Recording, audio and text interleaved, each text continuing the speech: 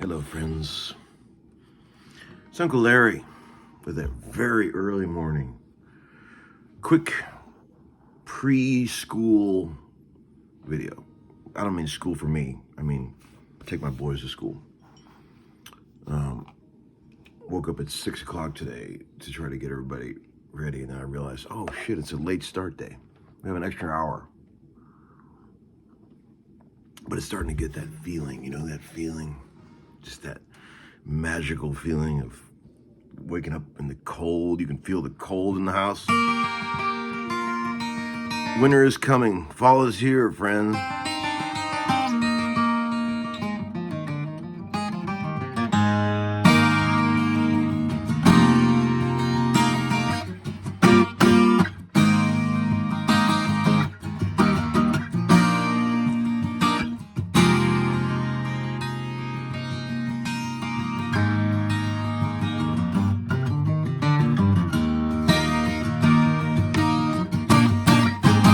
Oh man, a little tribute there to Paul Daniel, I think his name was, or Paul David Frehley, who moved on at age 70 something.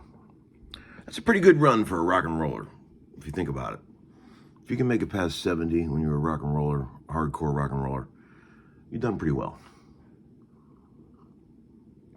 Always my favorite Kiss song, Detroit Rock City. Sounds nice on a 12-string. Very chill version, doesn't it? You might be thinking to yourself, wow, Larry, I thought those things were always supposed to be out of tune. It pains me personally when people like String Locker, my dear friend, talk about how 12 strings cannot be tuned. I call bullshit on that. There is a technique to tuning 12 strings. I actually need two cameras really to show you properly. But if there's a sort of a system to tuning a 12 string, and man, I said to him, he said, no 12 strings ever in tune. And I said, if you give me any 12 string that's got a reasonable bridge on it, I'll get that fucker in tune. And I actually enjoy tuning 12 strings. It's not an issue. This guitar tunes up great. This is an old 70s flamed out Guild. It's just a fucking cannon.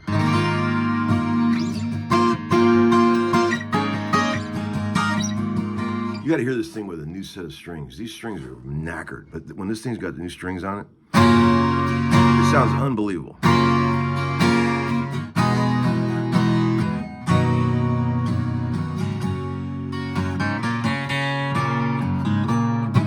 Okay, let me try to show you with one camera. See, if I was going to show you the right way, I'd have a camera showing my right hand real close what I'm doing, and then I would have a other camera on the tuner. Okay, so you could see. Some of you guys probably don't know how to use a strobe out there, which is a little annoying. But I've got this guitar down a half step, okay? Because all 12 strings should be tuned down a half step, in my opinion, because there's so much tension on these poor necks. If you're gonna tune it down to E flat, that's the least you could do for it. And then if you need to use a capo, but you got to get one of those capos that really clamps. 90% of all the capos you find won't work on a 12 string. They don't have enough torque to really push down hard enough to get. So I should come out with a line of 12 string capos. That would be a good idea. Uncle Larry's super clamp 12 string capos, wide and clampy. That's what I should do. Who wants to start a business with me?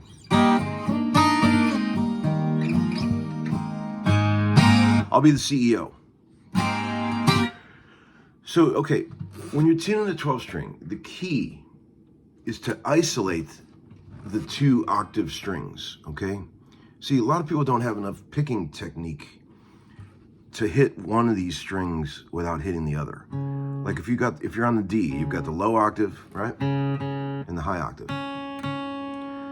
You should never be hitting both of them when you're trying to tune the 12 string. You should be hitting one at a time. Okay? Now that's reasonably in tune, that's C sharp.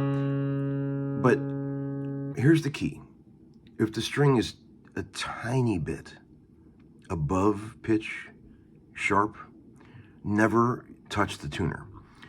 Do this. I take my pick and I push into the string, like bend it, push it, tug it, which gives it enough. See, it goes down enough and then it'll seat properly.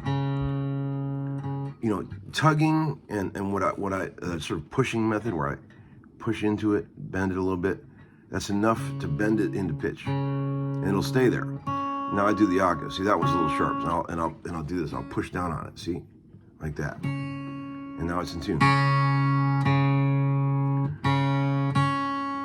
All right. Here's the G, which is really enough sharp. Those are pretty reasonable. Here's the B string, which is really an A sharp. See what I just did there? It was a little sharp, so I pushed it. I don't tune it. Never tune down to pitch. Always tune up to pitch. It's an old rule. Okay. See, I'm a little under now. Now, I can safely tune up to pitch. Now the top string is way sharp. Now I'm pushing down. I'm bending it down, you see, with the pick.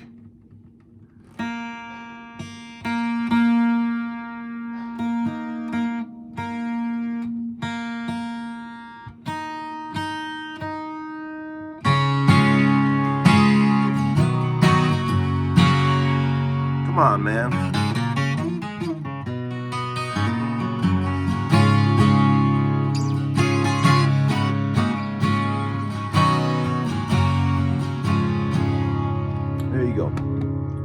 How'd we do in the NFL this week? Did we win any money? I did pretty good yesterday. I went 2-1. Lost that last night's game was a pick, Atlanta and San Francisco. I took the Falcons because they've been hot lately. Mistake.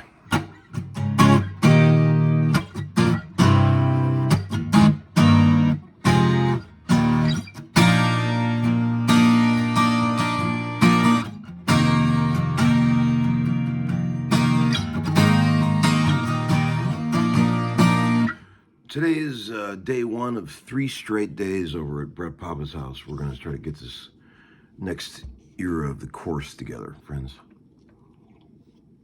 Wish us luck. And that's it for today. Just a quick check-in, say hello. Hope everybody's doing great. Hope you enjoy this fall weather. I know I fucking sure do. All right, see you, friends. Bye. Oh, I completely forgot to tell you one of the main things I was going to tell you. So I'm doing an addendum. I spent about 3 hours yesterday. I went over to my dear friend, young Daniel Huff's house.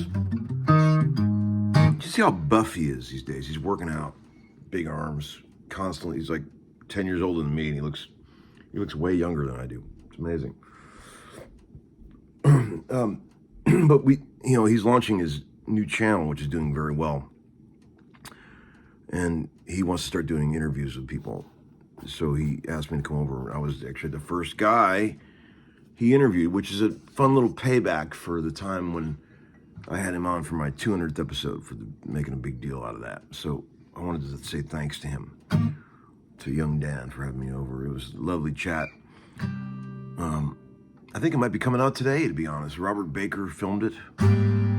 And he wanted to, ask me some questions no one's ever asked me before. So I think we got there. And I hope you enjoy it. And I just wanted to say thanks to Dan. I love that boy. He's a special, special dude. Love him. Always have. All right, friends. Peace. Over and out.